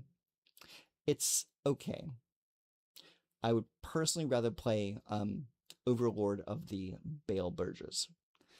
So, same mana cost, except you can pay it for 4 with Impending, and deals 4 damage to a creature or player. Yeah, so this is okay. I like that it's an uncommon, so it's going to be good for limited, but in standard, not so much. Okay, Getaway Barrel. 4 mana for an artifact. When this artifact is put into a graveyard from the battlefield, reveal the top 13 cards of your library. Put a random creature card from among them onto the battlefield. Put the rest on the bottom of your library in a random order. Ooh, that's kind of like a Chaos Warp, right? Yeah. So you played this in a you play this in maybe like a Rakdos or a Jund self-sacrifice style deck. And you just go and get like a random creature card from the top 13 cards in your deck and you just pop it right on the table. The fact that it's random makes me not too happy. Like if you could choose any of them, that'd be awesome. It'd be fantastic. But yeah, I don't think we'll be playing this card. Pretty fun card though. I can see that being a lot of fun in Commander. Okay. Gloin the Mighty. 4 mana, 4/3. Legendary creature, dwarf warrior. He has an adventure. The adventure is Easy Pickings. 3 mana, sorcery adventure. Easy Pickings deals 1 damage to each creature your opponents control. Okay, that's kind of cool. And then his creature is a 4/3 that reads at the beginning of your first main phase, add 2 red. Okay, that's interesting. It's kind of like a red version of the dinosaur that adds double grain. So it's an interesting card. Goblin Town Flunkies. 1/1 for 2 mana, haste. When this creature enters, amass goblins 1. Okay, that's kind of cool. So 2 mana, and you get basically 2/2 worth of power. Gundabad Opportunist. 4 mana, 4/2, Goblin Rogue.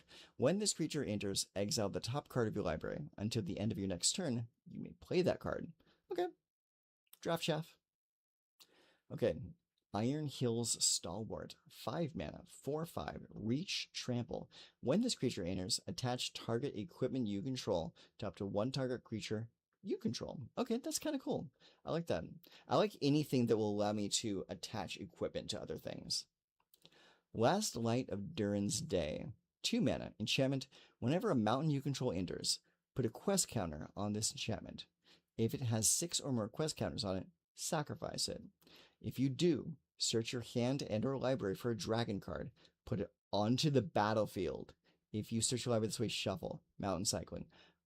Wow, that's really good. I'm going to get it. Last Light of Durin's Day. Okay, I'm getting that.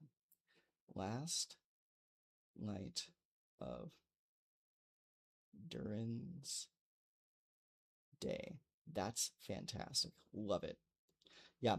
So you play this in either a mono red deck or a deck that has a lot of like dual lands that actually have the land types on them, like the shock lands or things like that. You get up to 6 mountains in play. Go get a fucking dragon and put it onto the table. That's silly. I love it. And the fact that it only costs 2 mana is fantastic. So let's see, you play it on turn 2. That's the earliest you can cast it, right? And then it's going to require that you get at least 6 more mountains into play. So that means you're going to get it up to about turn 8-ish. So that's still kind of fair. Unless maybe you play green and red, and then you can start ramping and just go get a bunch of mountains into play. Or maybe you play this with earthbending, so you can earthbend mountains back into play because they'll come into play. You sacrifice them, or they die in any way. Those lands come back into play. Triggers this an additional time. You find ways to get the cards up, and you can actually get that dragon faster. So, pretty cool card. All right, next up, Misty Mountains Raider. It's a 4/4 for 5 mana. Goblin Soldier. Whenever you attack, mass goblins too. Okay. Draft chaff. It's nothing too important. All right. Let's move on to the next page. All right. Give me just a moment here.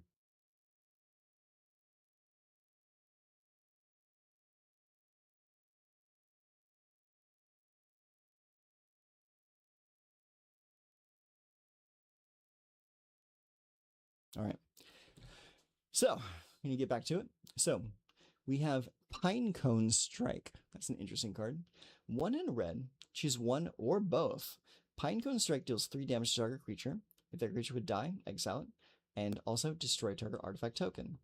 Would be better if you can destroy any artifact, but I understand the limitation. Ragged Short Spear. 2 mana. Artifact equipment. When this equipment enters, you may discard a card. If you do, draw 2 cards. Okay, that's already pretty solid. Equipped creature gets +2/+0, and equip costs of 3. So I don't mind this being a slow equipment, because this does the same thing that a lot of other like instants or sorceries would do at that same exact mana cost. So this just happens to leave you with a permanent after you do it. So I got no issues with that. That's a good card. Smog the Magnificent. 4 mana, 4/3, Flying Haste Dragon. Whenever Smog attacks, he deals damage equal to the number of treasures you control to any target. At the beginning of your upkeep, create a treasure token. Okay, so Smog, of course, he's a dragon. He hoards treasure. He wants to have synergy with treasure tokens. So you play him, you play other cards that generate treasure tokens at a relatively easy rate, and then you just start bashing your opponent with the power of gold. I love it. That's a great card. And the fact that it's a 4/3 Flying Haste is strong on its own. Okay, Smog's Fury. Target creature gets +2/+0 and gains reach and first strike until end of turn. That's a good defensive spell. But why is red getting a defensive spell? Smog the Great Calamity. 7 mana, 5/5 flying. Spew Flame for 5 mana. Deals 5 damage to target creature. This card's garbage. Yeah, way too expensive on both sides. 5 mana. This is an effect that you can get for 2 mana. And it's a 5/5 flying. No. You just play the white dragon from Tarkir. Its adventure only costs 2, and its creature side only costs 5. So yeah, you're not going to be playing that. Snow Slope Hunter is 3 mana, 2/3. Exile another creature or artifact. Exile or sacrifice another creature or artifact. Exile a top card or library. You may play it until the end of your next turn. Activate only during your turn and only once each turn. Okay, it's kind of cute. Stone Giant of High Pass. 7 mana. That's a lot of mana. 7/7 Giant. Whenever this creature enters or attacks, create a 3/1 colorless wall artifact creature token with Defender named Stone Boulder. 3 mana. Sacrifice an artifact. This creature deals 4 damage to any target. Okay, that's kind of cute. You'll never see play. I mean, maybe in limited, but yeah, no, that's way too slow. Cute card though. The Misty Mountains Cold. 3 mana. Saga. Create a treasure token. Okay, so this is doing the same thing on every turn. So it's 1, 2, 3, and 4. Create a treasure token. Then, if you control 4 or more treasures, sacrifice the Saga. If you do, create a 6/6 red dragon creature token with flying. That's crazy. Okay, yeah, that's pretty cool. So like you create a treasure token over the course of 4 turns, and if you happen to have 4 treasure tokens before you get to the end of like part 4, let's say you do it on 2 or 3, you get the dragon. So that's pretty cool. Thorin, Mountain King. 3/4 for 4 mana. Trample. When Thorin enters, attach any number of target equipment you control to target creature you control. When 1 or more equipment become attached to that creature this way, that creature deals damage equal to its power to up to 1 target creature. Okay, so When Thorin enters, you grab your equipment, you slap it on Thorin or another creature you have, and then that creature strikes a defending creature. So get a creature out of the way, attack in. Also, a thing to bear in mind here is lifelink is a thing, and death touch is a thing. Because, like, see, when equipment attacks a creature this way, that creature deals damage equal to its power to up to one target creature. So it's not Thorin dealing the damage, it's not the equipment dealing the damage, it's not some other spell dealing the damage. It is the creature dealing the damage. So if you have a creature with death touch or lifelink, those effects will trigger. You'll gain life and you'll kill the creature, no matter how big it is. So that's really strong. I like that a lot. All right. Tidings of War. 1 red mana, amass goblins 1. If the spell was cast from a graveyard, amass goblins 3 instead, and has flashback of 4. That's pretty cool. Owen the Brave. 2 mana, 1/3, storied. As long as you have an enduring story, Owen gets +1+, Owen gains haste, +1 or 1 mana, and tap, discard a card, draw a card. Okay, so he's a looter. That's pretty cool. And he gets a little bit extra power and haste if you're storied. So that's not bad. Makes him playable in the mid game. Addercop. Interesting name. So Addercop is a 2 mana, 2/1, reach and death touch. Landfall. Whenever land you control enters, this creature gets +1/+1 until end of turn. Pretty cool. All right. Bejeweled Warg. 3/2, trample for 2 mana. Whenever this creature deals combat damage to a player, choose 1. Put a +1/+1 counter on target wolf you control, or create a treasure token. All right, getting back into what we were talking about with Smog earlier. Beorn the Fierce. 5 mana, 6/6, trample, legendary creature, bear, shapeshifter, and warrior. That's a lot of types. So other bears you control get +2/+2. At the beginning of combat on your turn, put a trample counter on up to 1 target creature you control. It becomes a bear in addition to its other types. Then, if you control 3 or more bears, draw 2 cards. That card is really fucking cool. It does so much. Oh my god, that card is really awesome. I like that a lot. And it's only 5 mana too, so it's like stat-wise, he's already above rate. That's pretty cool. So he gets big, he makes your other bears big, he transforms your other creatures into bears. It is really cool. I like that. Beorn's Hospitality. 2 mana, landfall, enchantment. Whenever a land you control enters, put a +1/+1 counter on target creature you control. Okay, pretty cool. 7 mana. This enchantment becomes a bear creature in addition to its other types and gains this creature's power and toughness are each equal to the number of lands you control. Wow, that's actually pretty good. I like that. Pretty cool. And then we have Beorn, Reluctant Host. This is a 5/5 trample for 5 mana. Till Intend. Sorcery Adventure. You may play an additional land this turn. Hey, I like that. It's pretty cool. It would be better if you could go get a land from your deck and put it into play, but I'll take it.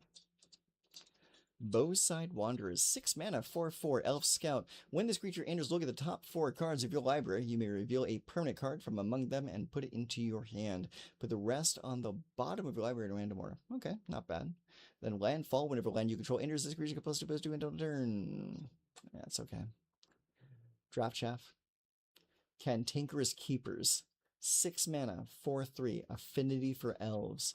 When this creature enters, mill 4 cards, then put all elf cards from among them into your hand. That's actually pretty good. So, affinity for elves. So let's say you have 3 elves out. That means this card has a cost of, what? 3 mana. So 3 mana for a 3/3. And then you mill 4 and put those elves into your hand. So if you're playing like Oops All Elves, that could be a pretty decent card. Dancing from Dark to Dawn. 5 mana, enchantment. Whenever you cast a creature spell, put X +1/+1 counters on target creature you control, where X is that spell's mana value. Landfall. Whenever a land you control enters, create a 2/2 green bear creature token. Pretty cool. Not bad. A little slow, but it's a pretty cool card. Down in the Valley. 3 mana. This is a saga. Search your library for a basic land card, reveal it, put it into your hand, and shuffle. 2. This saga gains landfall. Whenever land you control enters, create a 1/1 green elf creature token. Interesting. Parts 3 and 4. Elves you control get +1/+0 and gain vigilance until end of turn. Okay, that's kind of cool. So, yeah, definitely an elf tribal card there. Especially because they're doing the landfall thing. Galleon Elven King's Butler. It's a 4/4 for 4. Whenever Galleon attacks, choose up to one other target creature you control. Its base power and toughness become equal to Galleon's power and toughness until end of turn. Okay. Choose one other target creature you control. Oh, okay. So he just grants his power to someone else. That's interesting. Gigantic Big Bear. Okay. It is a 10/7 for 7 mana. This spell can't be countered. Hexproof and haste. Where's the trample? You gotta have trample on a creature like this. It's like this. It's too big. It costs too much. It's like, this is a really cool card, but you need to have trample on something like that. Okay. Guardian of the Halls, 2 mana, 2/2 trample elf soldier, 7 mana activated ability. Put 3+1/+1 counters on this creature. That is way, way, way too expensive. Okay. Little Bear. That's cute. 3 mana for a 3/2 flash. When this creature enters, untap another target creature control. If that creature is a bear, put a +1/+1 counter on it. Okay, that's cute. Mirkwood Pathmaker. Star for 3 mana. Mirkwood Pathmaker's power and toughness are each equal to the number of lands you control. Okay, I can see that. Nasty Little Rabbit. It's a 1/2 for 1 green. Ferocious. At the beginning of your combat on your turn, if you control a creature with 4 or greater power, put a +1/+1 counter on this creature. Okay, that's silly. Oh no, it's the old fat spider. What is up with the names of these cards?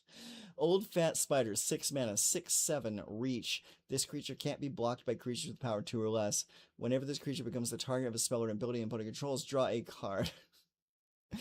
This is so stupid. I love it. Old Fat Spider. Ordinary Bear is a 4-cost, 4/5 bear with no abilities. He's just an ordinary bear. Oh my god. Alright. Part in Friendship. 5 mana enchantment. Whenever a non-token creature you control dies, reveal cards from the top of your library until you reveal a creature card. If its mana value is less than or equal to the number of lands you control, put it onto the battlefield. Otherwise, put it into your hand. Put the rest on the bottom of your library in a random order. This ability triggers once each turn. That's actually a pretty decent card. I mean, 5 mana is pretty expensive. Make that 4, and I can maybe play it. 5 is kind of silly though. Quarrel, 2 mana, instant. Target creature you control deals damage equal to his power to target creature body rolls. Okay, it's a fight spell, easy. Radagast of Rosgabel, 4 mana, 2/5, Avatar Wizard. The first creature spell you cast each turn costs 2 less to cast and can be cast as though it had flash? What? I need that. I need that right now. Give me that card. All right, Radagast.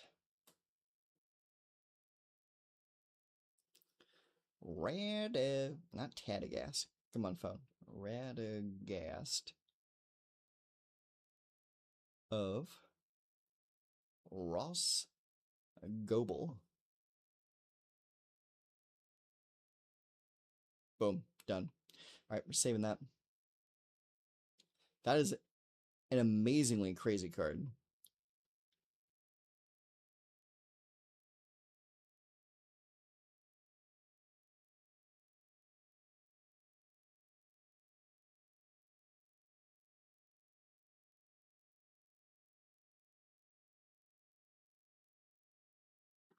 Okay, let's continue. Okay, Radagast, stupid good. Love it. All right, the Notary Hobbits, 5 mana, 1/1, legendary creature Halfling Advisor. When the Notary Hobbits enter, if they're not a token, create 2 tokens that are copies of them, except the tokens aren't legendary. Tap, add a colorless for each halfling you control. Okay, so if this is the only thing you play, You're creating 3 Notary Hobbits, and each of them can tap for 3 colorless each. That's wild, but also stupid expensive. Never gonna see play. But hey, they can cast an Eldrazi for you. Through the Forest Gate. 8 mana spell, sorcery. Look at the top 20 cards of your library. Put any number of land cards from among them onto the battlefield tapped, then shuffle. You gain 8 life. That's crazy. 8 life. Put any number of those lands onto the table. That's kind of wild. That's like a super, super ramp spell. But you're playing it at a point in the game where you've already ramped up to like your heaviest costing spells. So like, why would you play something like this unless you're attempting to like hard cast like a 15 mana Eldrazi? It's like, that's kind of wild. Oh well. Next up, Troll Negotiations. 4 mana, sorcery. Put 2+++ encounters on target creature you control. Then it fights target creature and opponent controls. Okay, so it's a super fight spell, but no, I'll just play Quarrel instead. Not worth it. Warg Tactics. 2 mana, choose one. Destroy target creature with flying, or put a +++ encounter on target creature control against trample and hexproof until. Ooh, I like that. So that is a modal defensive spell. So like typically you would play something like what was it? You would play Snakeskin, Snakeskin Veil, and all that does is give you +++ encounter and hexproof. But this 1 additional mana, you get +++ encounter against trample and hexproof until end of turn, or you can destroy a big scary blocker. That's pretty good. I like that a lot. Next up is Wargling. 2 mana, 2/2, Wolf, Ferocious. Whenever this creature attacks, while you control a creature with power 4 or greater, until end of turn, this creature gets +++ home, and creatures you control can trample. Oh, so it gives all your creatures trample, huh? That's interesting. I like that. Okay, Wilderland Scrounger is a wolf. 3/6 for 5 mana. Ferocious. Whenever this creature attacks while you control a creature. Am I getting notification somewhere? It's weird. Power 4 or greater. Put a +++ counter on each creature control. Draft Shaft. Wood Elves. We got Wood Elves. 1/1. When this creature enters, search your library for a forest card. Put that card on the battlefield, then shuffle. I need to write that down. We got Wood Elves. Wood Elves is awesome, and I'll tell you why. Wood Elves is awesome because Wood Elves can get your Surveil lands. Wood Elves can get your Shock lands. It does not say basic forest. You can get any land that says forest on it. So we need to get Wood Elves. That is a great reprint, and I'm super happy that it's back. Wood Elves is crazy. Okay, Woodland Weave Master. 2 mana, 1/2, visual lands. Whenever another elf you control enters, this creature gets ++1 until end of turn. Tap, add X mana of any one color, where X is this creature's power. Spend this mana only to cast elf spells and activate abilities of elf sources. Okay, it's kind of cool. It's a little narrow, but pretty cool. Okay, so now we're starting to get into the multicolored cards, and this usually is where the fun stuff is. So let's see. We start with Bard the Bowman. 1 white blue, 1/3, reach human archer. Whenever you draw your second card each turn, put a ++ encounter on target creature. It gains lifelink until end turn. Hey, that's not bad. I like that. Okay, Bard's Company. 2 white blue, 2/3, human citizen. You may cast a spell as though it had flash if you control a human. Other creatures you control get ++1. Whenever this creature enters or attacks, recruit. Okay, that's kind of cool. I like that. Next up, we have Bard, King of Dale. Okay, so we have Bard the Bowman, Bard's Company, and Bard the King, huh? Interesting. All right, so 3/5 for 6 mana. It's pretty expensive. Human, Noble Archer, Vigilance, Reach. If you would draw a card except the first one you draw in each of your draw steps, draw 2 cards instead. If 1 or more tokens would be created under your control, twice that many of those tokens are created. Okay, so this is a card that really wants to play into the recruit mechanic. So that's actually pretty solid. Like, really expensive. You might see that in Commander, but way too expensive for Standard. Eagle's Rescue. 2 colors and 2 of either white or blue. Enchant creature aura. Enchanted creature gets +2/+2 and flying. Awesome.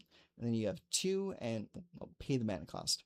Return this card from your graveyard to the battlefield attached to target creature you control with power 1 or less. Activate as a sorcerer. Hey, I like that. That's kind of cool. That would be really, really good in limited. That could be like a stalemate breaker. Okay. Patient Instructor. It's 2 and either a white or blue. 2/2 vigilance when this creature enters recruit. Okay. Nothing to write home about. All right. Next up, we have Bolg of the North. 3 colorless, a black and a red. 5/5 goblin. When Bolg enters, you may sacrifice another creature. When you do, Bolg deals damage equal to that creature's power to another target creature. If excess damage was dealt this way, amass Goblin's X, where X is that excess damage. That's pretty strong. I like that. That's really good. Bolg's Company. 2/2 for a red and a black goblin soldier. This creature has haste as long as you control another goblin. Tap, sacrifice another goblin, add black and red. Okay, that's actually kind of good. It's kind of really good, actually. All right. Fearsome Goblin Pair. 2 and either a black or red. 1/1. When this creature dies, amass Goblins 4. Ooh, okay, so it's a 1/1 that when it dies, it leaves behind a 4/4 goblin. That's actually really good. I like that. And also really plays into the artwork of this card. It's like, see, the creature itself is the little 1/1 dude back there, but you kill the little 1/1, then suddenly you got to deal with a 4/4. So that's pretty cool. Goblin Plate Mail. 1 and a black or a red. Artifact equipment. When this equipment enters, amass goblins 1. Then attach this equipment to the amassed army. Equip a creature gets ++0 and menace. I like that. That's pretty interesting. Smog Wicked Worm. So another version of Smog. It's a 5/5 for 3, a black and a red. It's flying. When Smog enters, create X tapped treasure tokens, where X is the number of artifacts your opponents control. Oh, okay. Well, that's kind of predicated on what your opponent's doing. Whenever you cast a spell, if mana from a treasure was spent to cast it, you draw a card and lose a life. Hey, that's not bad. I like that. The Great Goblin. 1 and either a black or red twice. 3/2 Goblin Noble. Whenever you put 1 or more counters on a goblin, orc, or army you control, the Great Goblin deals 2 damage to target opponent. Whenever another goblin, orc, or army you control dies, exile the top card of your library. You may play it until the end of your next turn. That's kind of cool, actually. And I'm kind of seeing like a synergy here between this and also Blight and also Lasting Tarfire. So when you create, like when you mass an army, you're creating a 0/0 like token that you then put +1/+1 counters on. So that's going to work for cards like Lasting Tarfire, also going to work for cards like the Great Goblin, and other things that have like synergies that pair into that. So like you could definitely build a deck with enough synergy to like kind of like make like a machine with the Great Goblin and Lasting Tarfire. Okay, then we have Chief Warg's Company. 1 black green 5/3 trample wolf. This creature can't attack unless you control 2 or more other wolves. At the beginning of your upkeep, create a 2/2 green wolf creature token. Okay, so we have a payoff for actually playing into the wolf tribal. Pretty cool. Duskwatch Hunter. 2 and either a black or green 3/1. This creature can't be blocked by tokens. When this creature enters, put a +1/+1 counter on target creature. Okay, play it. Put the token on itself. That's what I do. All right, moving on. Large Bear. 5/5, 3 colorless, and double black or green. Reach, trample, haze. That is so funny. Honestly, 5 mana, 5/5 reach, trample, haste is actually pretty good. Like the trample and the haste right there. That's strong. 5 mana is pretty expensive, but it's pretty strong. All right, the Chief Warg, 3/3 for 4 mana. Menace, ferocious. When you attack while you control a creature with power 4 or greater, you draw a card and lose a life. Not bad. I like that. I like that a lot, actually. Tom, Bert, and William, 5/5 legendary troll. Pay 1, sacrifice another creature, draw cards equal to the sacrificed creature's power, then discard a card. When Tom, Bert, and William die, if they were a creature, return them to the battlefield. They're an artifact. They're no longer a creature. Okay? So maybe you can have these creatures die. They return as like an artifact with like no abilities or anything. And then that's just another thing that you can utilize to sacrifice later on. Because you'll have like a lot of different like sacrifice payoffs. Bifur, Melodic Rider, 4 colorless and double white or red, 4/5, Dwarf Bard, storied. Whenever Bifur attacks or enters or attacks, put a +1/+1 counter on target creature. That can include himself. As long as you have an enduring story, if an ability of a dwarf you control triggers, that ability triggers an additional time. Cool. Too expensive, won't see play. Dwalin Weapon Master, 2/1 for 2 mana. First strike. Whenever Dwalin enters or attacks, put a hone counter on each equipment you control. Each hone counter on an equipment grants +1/+0 to equipped creature. That's strong. That's like really strong. I like that a lot. Dane's Company, white-red, 2/2, Dwarf Warrior. This creature has lifelink as long as you control another dwarf. When this creature enters, look at the top 4 cards of your library. You may reveal a dwarf or a equipment card from among them, put it into your hand, put the rest on the bottom of your library in random order. Pretty cool. I like that. It's a good supporting card. Nori, Teller of Tales, 2/2 for 2 mana. Whenever Nori attacks, target attacking creature gains first strike until end of turn. Interesting. I kind of like that. It's like a support card. Thorin Oakenshield, white and red, 3/2, trample, storied. As long as you have an enduring story, artifacts and creatures you control have ward 1. Hey, that's pretty good. Not bad for only a 2 mana card. Okay, Mirkwood Nurturer is 2 and either a green or blue, 3/2. When this creature enters, return up to 1 other target permanent you control to its owner's hand. If you do, put a +1/+1 counter on this creature. Hey, I kind of like that, because like that's like a self-bounce in green-blue. That's not something you see too often. Okay, next up we have the Sylvan Reveler. 2 colors, green and blue, 3/2 elf. When this creature enters, draw a card, then discard a card. If you discard a land card this way, put it into your graveyard. Oh, wait, hang on. Let me read that again. If you discard a land card this way, put it from your graveyard onto the battlefield tapped. Ooh, I like that a lot. Okay, so it's a little way to ramp a little bit. This creature just draw a card, then discard a card, and you discard a land, put it onto the battlefield. Landfall. Whenever land you control enters, you may pay 1 green blue. If you do, return this card from your graveyard to your hand. Hey, that's actually kind of decent. I kind of like that. It's a good like good like enabler. I like that a lot. Thranduil's Company, 2 green, blue, 3/4, elf soldier. As long as you control another elf, you may play an additional land on each of your turns. Oh my god. Landfall. Whenever a land you control enters, put 2 +1/+1 counters on target creature you control. It gains vigilance until end of turn. Okay, I need that. I gotta get it. I'm sorry. Give me just a moment here. Boop boop. Alright. Thran. I think Simic Elves is going to be a thing.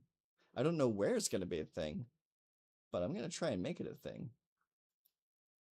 That's fucking solid. I like that card a lot. Okay. Thranduil Sindarin Liege. 2 and double Simic. You have a 2/3 creature with other elves you control get +1/+1, and landfall whenever land you control enters, create a 1/1 green elf creature token. Solid. It has an adventure. Sylvan Rally. 1 and double Simic. Mill 4 cards, then put up to 2 land cards from among them into your hand. Man, this Simic style here really, really wants you to play a lot of lands. Okay, that's pretty solid. I like that. All right, Thranduil the Elven King is 2 and what is it? Sultai, so that's black, green, blue. 5/6. Thranduil has all activated abilities of all elf cards in your graveyard. Wow, that actually works really well with the Lorwyn elves, because a lot of those guys are graveyard synergies. Whenever another legendary elf you control enters, draw 2 cards, then discard a card. Ooh, I like that a lot. You stack your deck with a bunch of legendary elves. That's kind of stupid. I like that. That's good. Okay. All right, now we're getting into the colorless cards. Dwarven Matic. 2 mana. Artifact equipment. When this equipment enters, attach it to target dwarf you control. Equipped creature gets +2/+2 and ward 1. Equip 3. Okay, it's alright. Let's see. Then we have Giant's Boulder, 1 mana. When this artifact enters, scry 2. You can pay 1 and tap, add 1 mana being a color, so it's a filter. And 7 tap, sacrifice this artifact, destroy target permanent. So it's an artifact that scries for you, and then helps you filter mana. So maybe you're playing like a 3 or 4 color deck. It helps you filter. It's pretty good. And then once you have like all the mana and this card is not really doing anything for you anymore, you can sacrifice it and just blow something up. Pretty cool. Okay, Glamdring Foehammer. It's a 2 mana equipment. It has Gleam of Death, which is 3 and a blue. Sorcery Adventure. Mill 6 cards. Then put all instant and sorcery cards from among them into your hand. Ooh, all instant and sorcery cards. I like that a lot. Instant and sorcery spells you cast cost X less to cast, where X is equipped creature's power. That's pretty good. So 2 to cast and only 2 to equip. That's pretty solid. I like that. Key to the Side Door. 1 mana. Tap. 2 mana. Tap. Target creature can't be blocked this turn. Or 1 and tap. Discard a legendary card with the same name as a legendary permanent you control. Draw 2 cards. I like that because that allows you to play like up to 4 of the same legendary creature in your deck. And then say, for example, you have 1 in play already, but you can't play the second one because of the legendary role. You can then use this to discard that to draw 2 fresh cards. That's really good. Okay, Long-Bodied Gray Dog. Again, what is with the names in these cards in this set is so silly. Long-Bodied Gray Dog is a 2/2 for 3 colorless mana. It's a creature dog, flash, reach. When this creature enters, create a tapped treasure token. I love it. I love everything about this creature. He's so cute. Okay, next up is My Precious. It's a 3 colorless legendary artifact equipment. It has an adventure, Allure of Power, 1 in a black, instant adventure.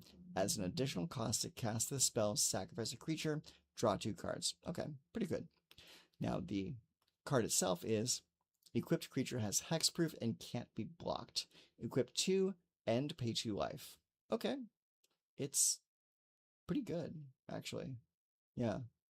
Give any creature unblockable and hexproof. Pretty strong. I like that. Old Thrush. 2 mana, 1/2, creature bird, flying. When this creature enters, you gain 2 life. You may search your library for a basic land card, reveal it, shuffle, put that card on top. Okay, yeah. So we see this card every set. Nothing great. Orcrist, the Goblin Cleaver.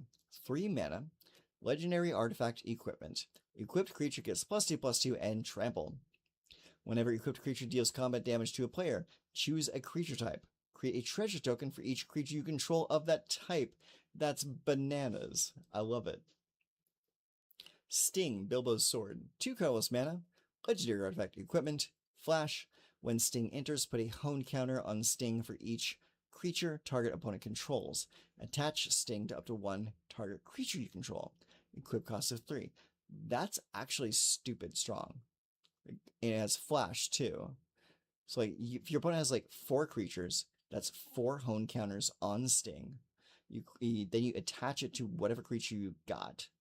Then that creature gets like +4/+0. And then just starts swinging the next turn. It's stupid strong. Love it.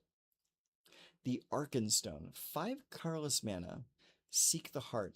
2 and a white. This is an adventure. Sorcery. Search your library for a legendary creature card, reveal it, put it into your hand, then shuffle. That's good. Creatures you control get +1/+1, and at the beginning of your end step, draw a card. Ooh, I like that. Yeah, that's really strong. 5 mana is a lot, but that's a pretty cool effect. The Black Era, 3 mana. Equipment, Flash. When the Black Era enters, it deals 1 damage to any target. If a dragon is dealt damage this way, destroy it. Equipped creature gets +1/+1 and has reach. That's cool. Thror's Map, 2 mana. When Thror's Map enters, search your library for a basic land card, reveal it, put it into your hand, then shuffle. 2 tap, draw a card, then discard a card. Hey, that's actually pretty solid. Yeah. Troop of Ponies. Okay. It's a 2/1 for 2. Creature Horse. 2 taps, sacrifice this creature, search your library for up to 2 basic land cards. Reveal them, put 1 onto the battlefield tapped, and the other into your hand, then shuffle. Hey, not bad. It's kind of like a roundabout cultivate. Well-worn Spatula. 1 mana, equipment. When this equipment enters, gain 2 life. Equipped creature gets +1/+1, equip cost of 1. It's garbage. Elven Passage. Pay 1 life, sacrifice this land, search your library for a basic land card, put it onto the battlefield tapped, then shuffle. You may behold an elf. If you do, untap that land.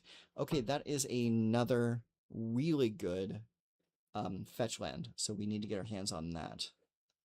So let's go ahead and go here. It is Elven Passage. Yeah, I think we might be building Simic Elves with this set. That card's really good. Okay, what else is here? We have Elven King's Halls.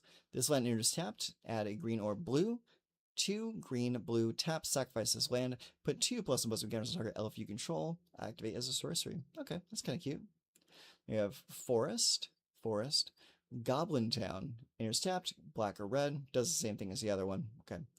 Hobbit Hole. Sacrifice this land, search your library for a basic land card, put it onto the battlefield tap, then shuffle. Halfling Cycling. Pay 4 mana, discard this card, search your library for a halfling card, reveal it, put it into your hand, then shuffle. Okay, that's funny. I like that. All right, Iron Hills, that's the Boros version. Lake Town, that's the Azorius version. Mirkwood is the Golgari version. The Lonely Mountain. This land enters tapped unless you control an equipment. Pay 5, tap, create a 2/2 red dwarf creature token. This ability costs 1 less to activate. For each equipment you control, activate sorcery. Oh, that's cute. Okay. Okay, yeah, I'm not going to bother myself with the Lonely Island, but I would definitely get the Elven Passage. That's actually a really solid card. Okay. Awesome. Very cool. Okay, so that kind of is it. So let's go over real quick the cards that we're going to be investing in for this set. Now, I'll put this together into a separate video for you guys later, because this is kind of a long video, and I do not expect anyone to be watching this all the way through. But of the cards that we saw today, the cards that we think are going to be really good for standard is Bilbo's Gambit, Settle the Wreckage, The Eagles Are Coming, Riddles in the Dark, Thranduil's Decree, Ravanian Rampager, Desolation of Smog, Last Light of Durin's Day, Radagast of Rosgabal, Wood Elves, Thranduil's Company, and Elven Passage. So those are some really solid cards that I think are going to be pretty good for standard. Not a whole lot else that we saw in this set today really got my senses tingling, but those definitely have my attention. So I think we're going to be investing a bit in each of those cards. So I'm going to get into contact with my LGS and see if they're taking any kind of like holds for these cards, because I am going to be definitely picking these up. So thank you very much for hanging out with me while I go through all the cards in The Hobbit, and I look forward to building a few of these decks to showcase on the channel later. So until next time, y'all take care of yourselves. Peace.